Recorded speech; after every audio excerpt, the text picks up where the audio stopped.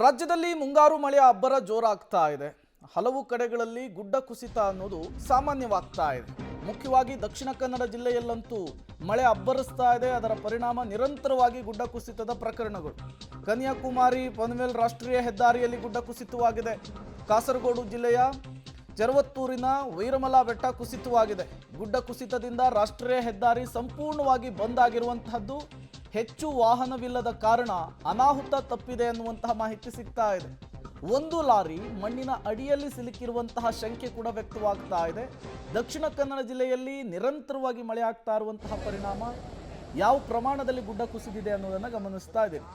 ತತ್ಕ್ಷಣಕ್ಕೆ ಅದನ್ನು ತೆರವುಗೊಳಿಸುವಂತಹ ಕೆಲಸವೂ ಕೂಡ ಜಿಲ್ಲಾಡಳಿತದಿಂದ ಆಗ್ತಾ ಇದೆ. JCBಗಳು ಈ ಕಾರ್ಯಾಚರಣೆಯಲ್ಲಿ ಭಾಗಿಯಾಗಿರೋದನ್ನು ನೀವು ಗಮನಿಸ್ತಾ ಇದ್ದೀರಿ. ಈ ಮಣ್ಣಿನ ಅಡಿಯಲ್ಲಿ ಒಂದು ಲಾರಿ ಸಿಲುಕಿಕೊಂಡಿರುವಂತಹ ಶಂಕೆ ಕೂಡ ವ್ಯಕ್ತವಾಗ್ತಾ ಇದೆ.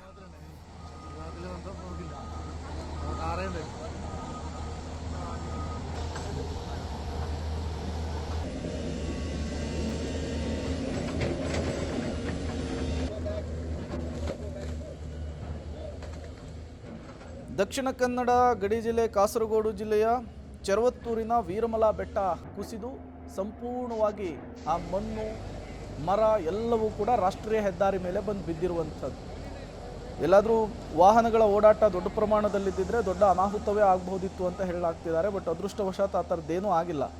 ಬಟ್ ಲಾರಿ ಒಂದು ಅಡಿಯಲ್ಲಿ ಸಿಲುಕಿಕೊಂಡಿದೆ ಅನ್ನುವಂತಹ ಮಾಹಿತಿ. ಹಾಗಾಗಿಯೇ ಕಾರ್ಯಾಚರಣೆಯನ್ನು ಕ್ಷಣದಿಂದ ಕ್ಷಣಕ್ಕೆ ಚುರುಕುಗೊಳಿಸಲಾಗ್ತಾ ಇದೆ.